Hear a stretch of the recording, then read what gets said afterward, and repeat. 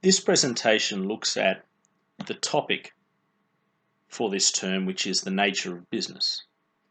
And this is the topic that is going to be examined at the end of the term. If you like, it's an introductory topic to business. It looks at elements of the environment, of how you might own a business, of what businesses do for people, the way businesses themselves are structured.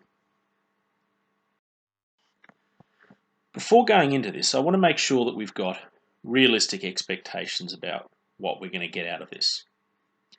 If you watch this, it gives you an overview of all the content we touch on this term. But I really want to emphasize the idea of an overview. This is just a starting point for building knowledge. You're also going to have to engage in class so you can learn what you need to do with that knowledge to be successful in an exam. It includes some textbook references, so you can then go and look at that area of the textbook when you find something that you're not so certain about. I'm hoping that most of you will spend some time early on in the unit looking at this, so it becomes a little bit of a preview of what we're doing, as well as spending some time using this as a revision. If you can tick off that you are comfortable with all the concepts presented here, you should do well in the end of term exam. When we think about businesses, let's think about Qantas as an airline. It's a huge business. So we often talk about the different functions that exist within a business. People at Qantas clearly have different roles. And we break them down to those roles in four major areas. The first is marketing. We often think about marketing as advertising, but we might say it's more broadly about understanding your customers and communicating with them. Operations. Operations is all about the actual productions of goods and services. So the operations manager is someone who is responsible for how these goods and services are produced. In Qantas's case, operations management is all about getting the schedules for the pilots, getting the schedules for the cabin crew, getting the planes on time, working out the schedules for passengers, how do people pay for their flights, how do people go and check in their bags and so on. That's operations management. Marketing for Qantas would be about coordinating their advertisements, as an example. Human resource management, that's about looking after your staff. So for Qantas, that might be about hiring the right people. How do you train your pilots to keep them current? How are we making sure that the staff at Qantas are happy and motivated and working to their potential? And the fourth function is finance. That's about managing the cash needs of the business. For example, Qantas might know that they need to buy 2 A380s. They might need several $100 million, maybe even $1 billion to do this. So the finance department will be thinking about how we're going to make sure we've got that money ready when we need to buy those extra planes. So they're the four key functions within a business: marketing, operations, human resource management, and finance. We might also ask the question, rather than looking inside a business, and think about, well, what does business do for society? Why is business important? Why is business valuable? And there are 5 things that business give us that we consider pretty valuable. One is the production. Many businesses are involved in the making of goods and services for people. So think about a big pharmaceutical company. They're making sure that there are drugs available for people who've got sicknesses, treatments available for people. Employment. Again, big pharmaceutical company. There's a bunch of people that work for them, and that's a good thing because those people have incomes. They can go and spend money in the economy as well. As well as just employment, the next step is careers. It doesn't just give people a job, it gives people a chance to have training in their role, to advance, to be part of an organisation for a long period of time, and to work through an organisation and become more senior. We talk about that as being careers. Enterprise. Business is often the source of new ideas that we all benefit from. And investment. Investments gives people the opportunity to invest in businesses. So for example, through the share market. You look at some of the companies that are listed on the share market. Woolworths would be one, big business. It means that people can go and invest their money, spend some of the money to buy some shares and be a part owner of that business. The 5 roles of business in society. A really important concept in this that we focus on a little bit is around production. We said production was all about producing goods and services. Well, part of production that we need to understand is economies of scale. And economies of scale at the simple level just means that generally big businesses will be able to produce things more cheaply. Now we have to think about why. Why does this exist? Why, for example, might McDonald's be able to produce their burgers much more cheaply than a standalone corner store? It's because big businesses can buy their inputs, the things they need, at lower costs than small business. They have the ability to negotiate discounts. This means that the large businesses will have lower costs per unit, cost per burger, for example, if you're thinking about McDonald's, of production. That's because McDonald's, who might be buying many, many millions of bread rolls, will be able to negotiate a lower price for those bread rolls and will be able to negotiate to have them made exactly how they want. Some of the inputs that a large business can buy more cheaply than a small business would include things like just the basic ingredients or materials needed to make an item. Again, think of the McDonald's example, or if you want to think of a manufacturer making pens, they might have to buy a whole lot of boxes to put those pens in. If they're buying them in bulk, they'll be able to get them cheaper. Transport. A big business will be able to negotiate discounts on transport. Advertising. If you're buying a whole lot of advertising time, you're going to be a more attractive customer. The TV stations or the newspapers or whoever you're buying from are likely to offer you some discounts.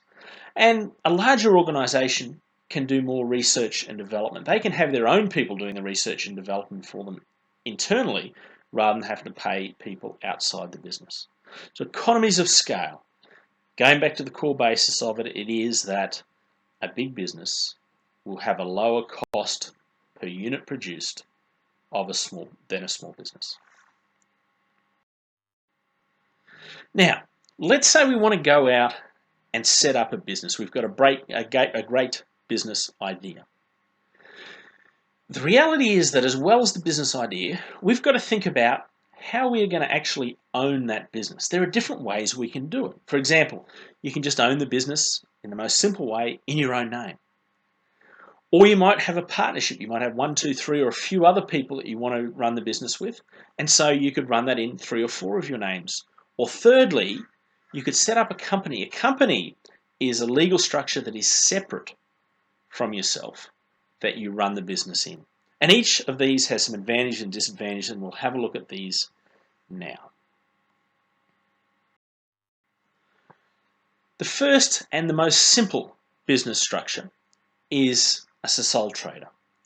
So a sole trader is a business with one owner, usually the person who manages the business, and the business is owned in their name. I think a great place where you'd see a lot of businesses just being run as sole traders is at markets. They're just simple businesses that people go along every Saturday, every Sunday, a couple of times a week. They sell their goods, they make a little bit of a profit, they just add their income onto their tax bill at the end of the year, and there's nothing complex about what and how they're doing it. There are some great things about that, and there are some problems. And just before going into those, I want to mention that a lot of these are the same between sole trader, partnership, and a company, or the same issues that might be different for the two. So even though trying to learn all of them might seem a little intimidating, just have a think about which ones keep coming up and where they fit in the 3 different structures we're looking at. So sole trader, the advantages. As a sole trader, you can make any decisions that you want to about products, price, anything. You control what's happening in the business. It is a very low-cost structure, and the owner keeps the profits and doesn't have to share them with anyone else. There are disadvantages. So there's no limited liability. Now, we're going to talk about limited liability elsewhere, but what that means is if you don't have limited liability and something happens in your business that you end up with some debts, maybe someone takes you to court, you will have to sell your private assets to pay the business debts. Now, that's the same as for a partnership. It's a company structure that has limited liability. And so that means that the debts of the business are limited to being paid by the assets of the business, not by the owner's own assets. So personal assets might be your house or your car or your savings. Another disadvantage of a sole trader is that there's limited sources of funds that the business can use to borrow, for example, for expanding. Because it's just one person who might have the one relationship with the bank, there's only so much money you're going to be able to generate that way. And if you're working by yourself, as a practical level, it can be difficult to take time off for holidays or if you're sick. Let's look at a partnership. A partnership is a group of between 2 and 20 people that are involved in the ownership and running of a business. Advantages. Just like a sole trader, it's very inexpensive to set up and can be set up just with a verbal agreement, although it's better to have partnership rules set down. The business can benefit from different skills. As a sole trader, it was just you. As a partnership, you might have some other people who can add extra things to your business, and there may be more sources of money available to the business. Once again, there is no limited liability. So you have unlimited liability, the same as in a sole trader, which means that the personal assets of the partners can be sold if there are some business debts that arise. And again, I use the example, maybe the business gets sued when someone gets hurt, they have to pay off the cost of the court judgment. It means that they can have to sell personal assets like your house, your car, your savings to make those payments. Even beyond that, partners can be called on to pay more than their share of debt. Let's say you're a 50% partner, but your business partner has no capacity to pay off their share of their debt. Well, some people will say, or there are some circumstances in which you will be responsible for the entire debts of the business. And whenever you bring partners in, there's a possibility of disputes between partners in a business. As a sole trader, you had complete control. Now there are more people involved. A company is a legal entity that is separate from the business owners. This is separate from the sole trader having the business in their name or the partners having the business in a number of names. Here, the business has its own separate structure. The company will have a number of shareholders that own the company and the business. And this can go to an enormous number of shareholders. So big listed companies in Australia, for example, Telstra, the phone company, they will have thousands and thousands of shareholders who all own part of that business. So some advantages. Well, here's the big one that's different from the other two. The company offers limited liability to the owners of the business. They don't have to pay debts for the business out of their private assets. They're not going to be forced to sell their house or their car or their boat. The company pays its own tax separate from the owners. So every year, the company, which is its own structure, the people will work out how much they've earned. They'll pay tax at the company tax rate, which is currently 30%, completely separate from the owners. Disadvantages: profits have to be divided between all the shareholders. A little bit like a partnership, profits have to be split here. In a company, there could be quite a lot. You might choose to have a lot of shareholders and profits have to be split between them. And companies are expensive to set up.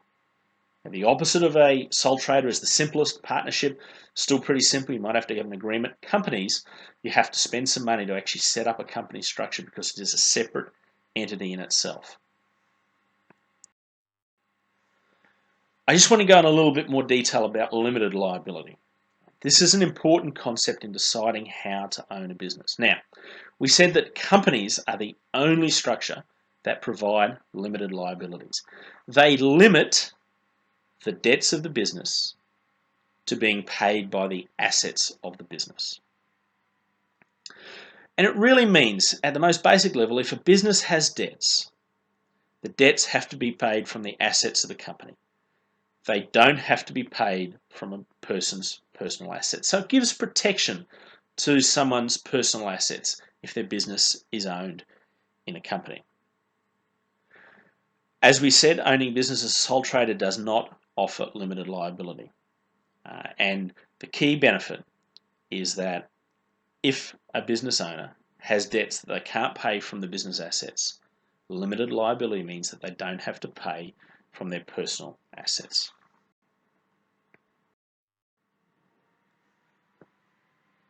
There are many ways to think about how businesses interact with the communities, but the word stakeholders is an important one.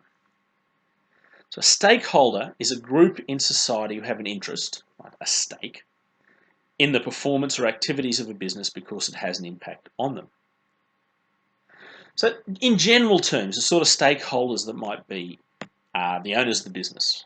If it's a company, they'll be the shareholders, the managers who work at the business and the employees, the customers who go to that business, governments who might be interested in how much tax the business pays, the suppliers who are giving products and services or selling products and services to the business and the local community. For example, let's think about the Lakes College and think about who some key stakeholders are. Well, the managers are obviously important stakeholders in the Lakes College. They're interested in how well the college is going. So the principal, the heads of school. The employees, all the teachers are interested. They want to know if the Lakes College is going well, and if the Lakes College is not going so well, that's going to impact on them because it might mean less jobs. The customers, the students and parents, they have an interest in the Lakes College and so on. The government, they're interested in making sure that education of a high quality is being provided to the students who go there. And the suppliers and the local community are interested in having a good school in the area. If, for example, the Lakes College decided that it was changing from being a school to providing airport parking, changing the business completely, you can see how that would impact on all these different stakeholders.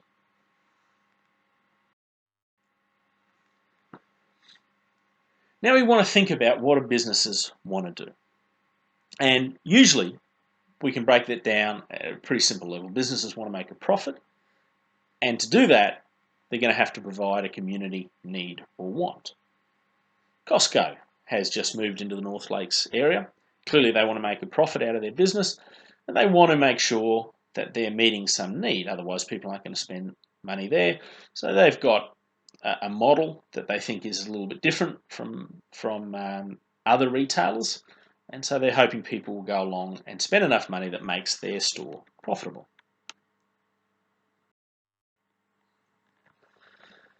Companies will often set up a mission, vision, and values. And for this, I've used the example of Gloria Jeans, just to illustrate these things in a little bit more depth. These things, the mission, vision, and values, are part of the planning process that businesses use, trying to assist businesses to meet their goals. A mission statement attempts to capture, in simple terms, what the business does and how the business works. Gloria Jeans Coffee, their mission statement says to be the most loved and respected coffee company in the world.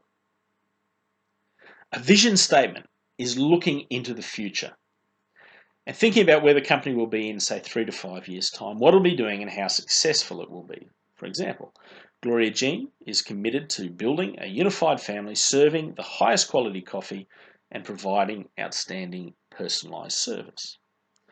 It gives us some idea of where they want to be in the future.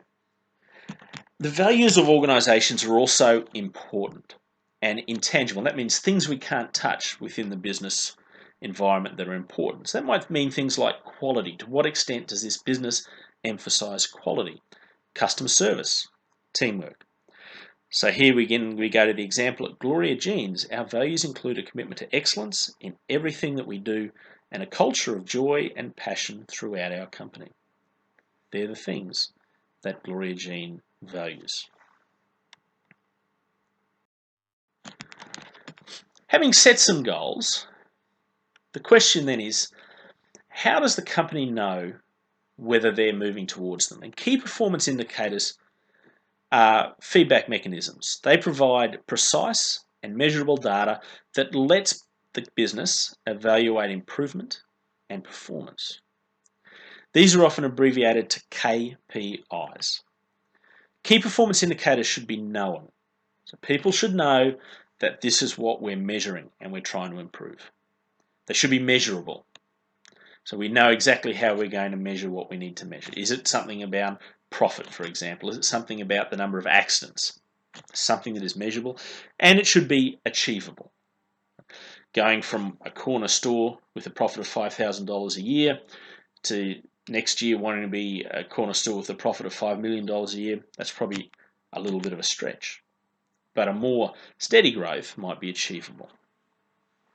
Let's have a think about some areas where key performance indicators might be set and what those indicators might be. Safety is an example. So safety might look at the rate of injuries in an organisation, or the number of staff who have first aid qualifications. They're two key performance indicators. So a company might come in and say, okay, we want to have 30% of all our staff trained in first aid because we know that'll help make it a safer environment, and they can measure that progress towards that goal over time.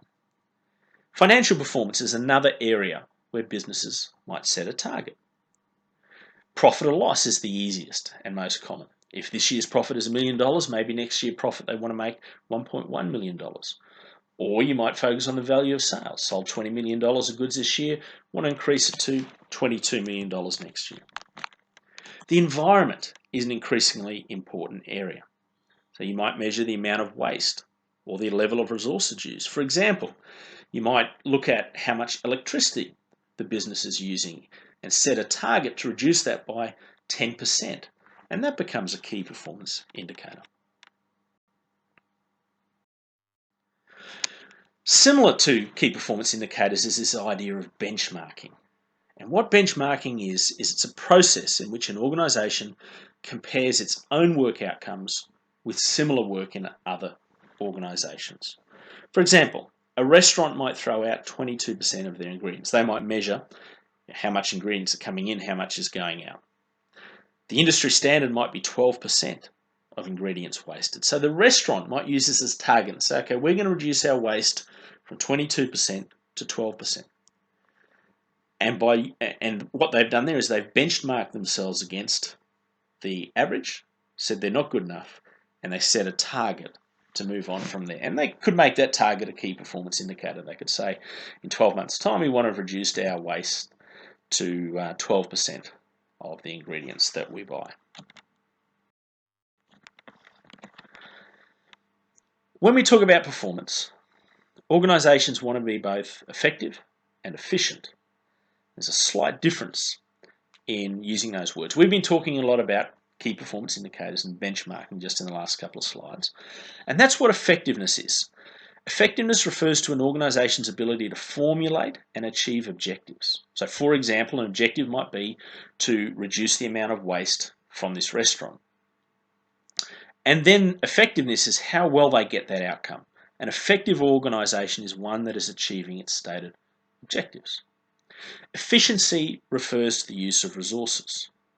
So an organisation is efficient if it achieves its objectives with using minimum quantities of resources. Going to that restaurant example, we would say they're not particularly efficient at the moment because they're using quite a lot more food than they need to because they've got so much waste. But other things that efficiency might look at is the amount of electricity that an organisation is using, the amount of time taken to accomplish one role in an organisation.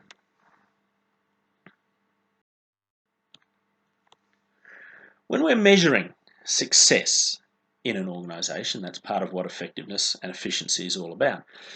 We're increasingly hearing about the term the triple bottom line. And what the triple bottom line says is that it's no longer enough for businesses just to make a profit. They also have to contribute to society and to keep in mind the environment. The triple bottom line. So businesses are concerned about profit, society, and the environment.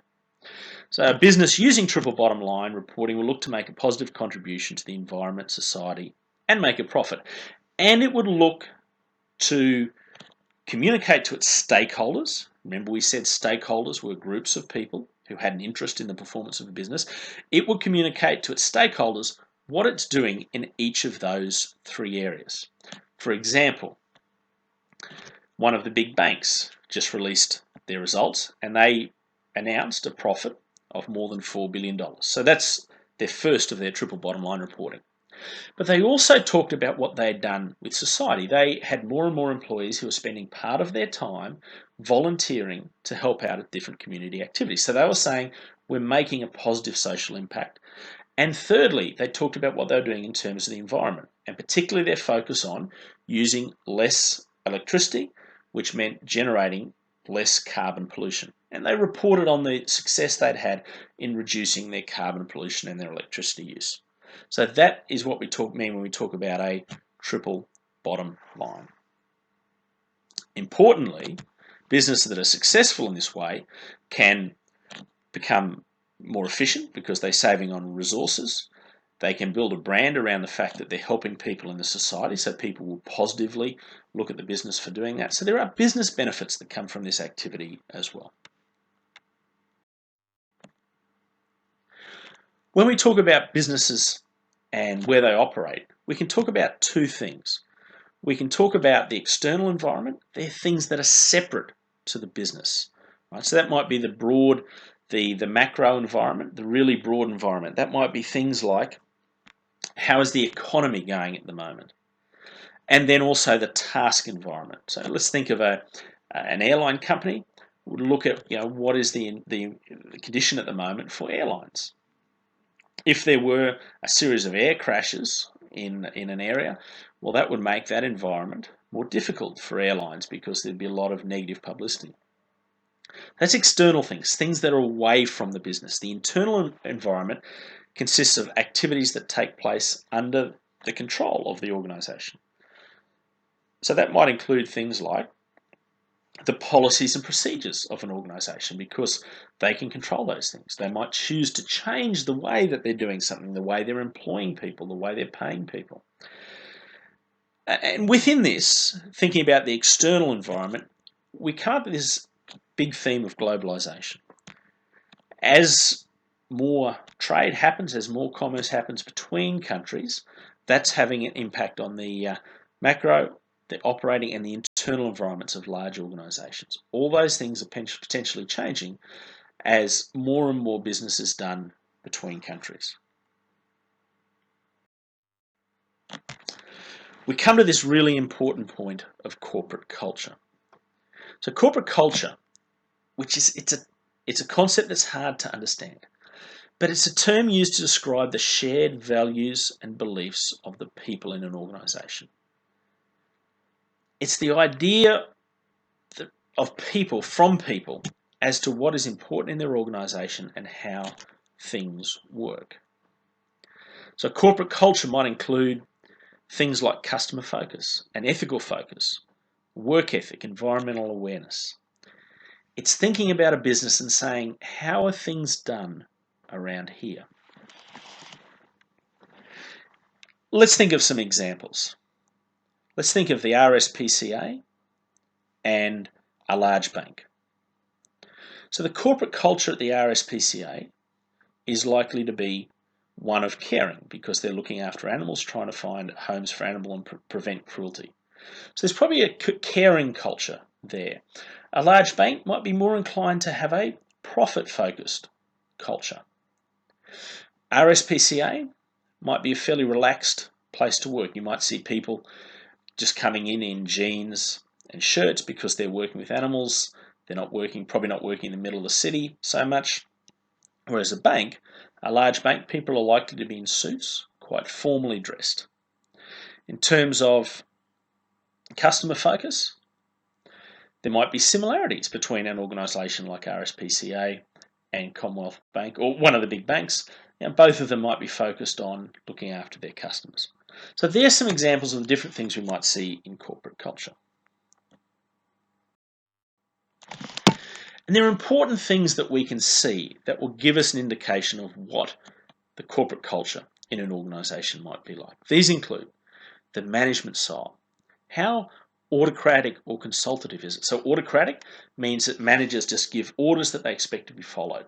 Consultative, in a consultative environment, the managers will seek input from the other staff. The attitude of management to the staff and the attitude of staff to management. Do they get on well? Is there conflict between the two?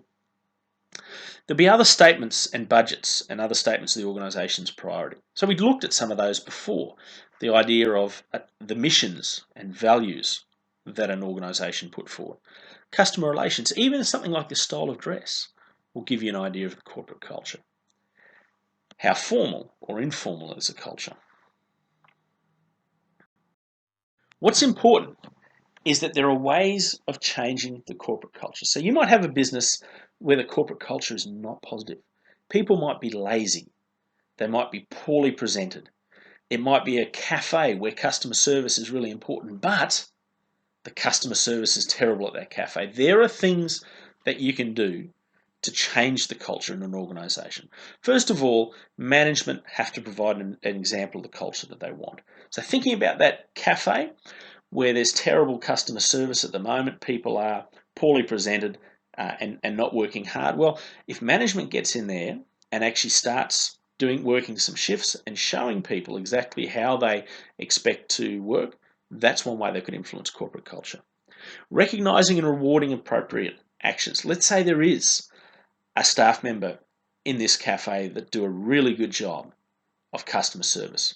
Well, by giving them some recognition, by giving them an award, by noticing what they're doing and talking to others about it, that lets everyone know that this is the behaviour that's valued, and that will help change corporate culture. Recruiting and selecting employees who suit the culture. So in this cafe that doesn't have really good customer service, finding staff, recruiting staff who do an outstanding job of that and can prove that in the job interview process will help improve that culture. Training staff, in this case, training around the importance of customer service and how to deliver excellent customer service, that will change the corporate culture. And then management communicating exactly what they want. They might put out a little newsletter every month talking about the great work that people are doing with customer service to try and encourage everyone towards that.